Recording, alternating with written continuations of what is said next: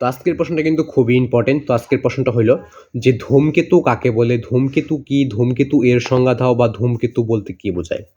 তো প্রশ্নটা কিন্তু খুবই ইম্পর্টেন্ট প্রশ্ন। তো এই প্রশ্নগুলো কিন্তু পরীক্ষায় খুবই আসে।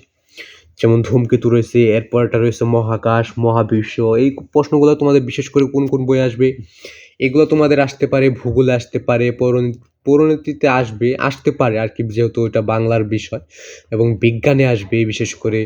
তারপর তোমাদের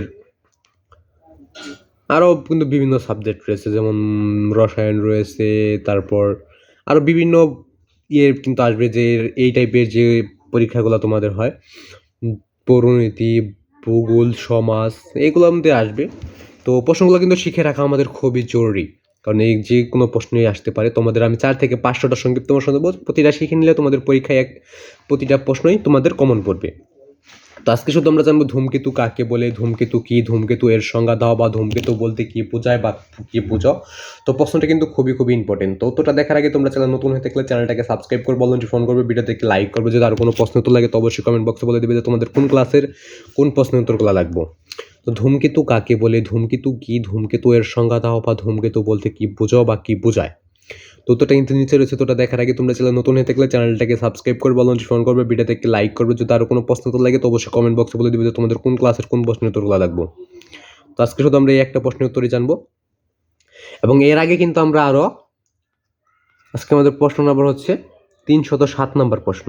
307 নম্বর প্রশ্ন। এর আগে আমরা 306টা প্রশ্ন শিখে নিয়েছি। তো প্রতিটা প্রশ্ন শিখে নেওয়ার চেষ্টা করবে, তাহলে তোমাদের পরীক্ষায় 100% মার্ক পাওয়ার সম্ভাবনা থাকবে। আমি তোমাদের 4 থেকে 500টা সংক্ষিপ্ত প্রশ্ন দেবো এই চ্যানেলে, তো প্রতিটাই শিখে নেওয়ার চেষ্টা করবে। তো আজকে শুধু আমরা ধূমকেতু কি, ধূমকেতু কাকে বলে, ধূমকেতুর পরিচয়, ধূমকেতুর উদাহরণ, ধূমকেতু কাকে বলা হয়, ধূমকেতুর একটা উত্তর আমরা জেনে নেবো। তো এর আগে তোমরা চ্যানেল নতুন হয়ে থাকলে চ্যানেলটাকে সাবস্ক্রাইব করবে, ফোন করবে, ভিডিওতে একটি লাইক করবে।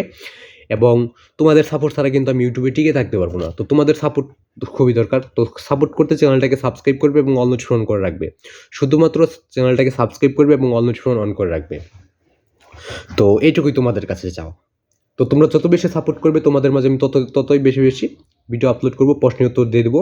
তো আশা করি বুঝতে পারছো। তো আজকে শুধু আমরা জেনে নেবো ধূমকেতু কি, ধূমকেতু কাকে বলে, ধূমকেতুর কি, ধূমকেতু এটার সংজ্ঞা দাও, ধূমকেতু বলতে কি বোঝায়, ধূমকেতুর একটা পরিচয়, ধূমকেতুর একটা উদাহরণ। যদি আরও কোনো প্রশ্ন উত্তর লাগে তো অবশ্যই কমেন্ট বক্সে বলে দিবে। তো আজকের উত্তরটা দেখে নেওয়া যাক। ধূমকেতু হলো উজ্জ্বল মস্তক বিশিষ্ট একটি জ্যোতিষ্ক যা সূর্যকে কেন্দ্র করে ঘুরে।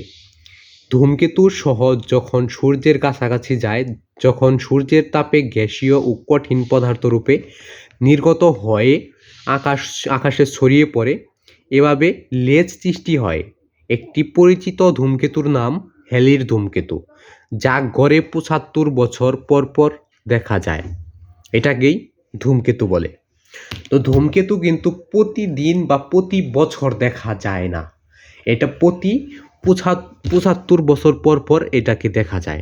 এটুকু কিন্তু সম্পূর্ণটাই লিখতে হবে তোমাদের, তা না হলে হ্যালির ধূমকেতু এটা কিন্তু। এই ধূমকেতু কাকে বলে, ধূমকেতু বলতেই বোঝায় যে হ্যালির ধূমকেতু,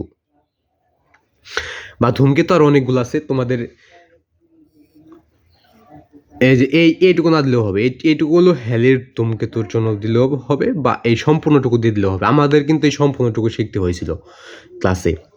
তো ধূমকেতু হলো উজ্জ্বল মস্তক বিশিষ্ট একটি জ্যোতিষ্ক যা সূর্যকে কেন্দ্র করে ঘুরে। ধূমকেতু সহ যখন সূর্যের কাছাকাছি যায়, তখন সূর্যের তাপে গ্যাসীয় ও কঠিন পদার্থ রূপে নির্গত হয়ে আকাশে ছড়িয়ে পড়ে, এভাবে লেজ সৃষ্টি হয়।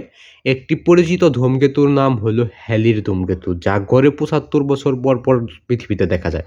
তো আজকের ভিডিওর এই পর্যন্ত। সকলে ভালো থাকবে, সুস্থ থাকবে, প্রতিটা স্ক্রিনশট দিয়ে খাতায় লিখে এগুলো চর্চা করবে। চর্চা না করলে কিন্তু সবই ভুলে যাবে।